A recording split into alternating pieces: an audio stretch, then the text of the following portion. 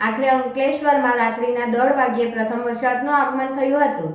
રાત્રે અડધા કલાક સુધી વરસાદી ઝાપટું પડ્યું હતું। કડાકા ભડાકા સાથે આવેલા વરસાદે ધરતી તોડફોડ કરી હતી।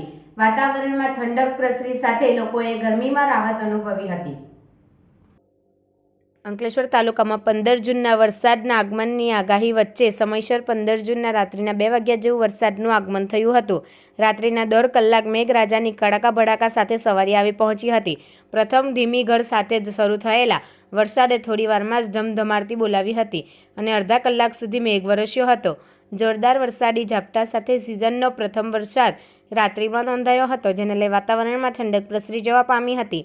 લોકો રાત્રિના ગરમીથી છુટકારા સાથે પ્રથમ વરસાદની માટીની ફોરમની મહેકની મજા માણી હતી, તો પ્રથમ વરસાદમાં ભીંજાવાની પણ લુપ્ત કેટલાક લોકો ઉઠાવી હતી। રાત્રિના પડેલ વરસાદ લઈ સવારે લોકોએ થોડી રાહત અનુભવી હતી, જોકે થોડા સમય બાદ બફારાનો અનુભવ કરતા પરસેવે રેબઝેબ પણ થયા હતા।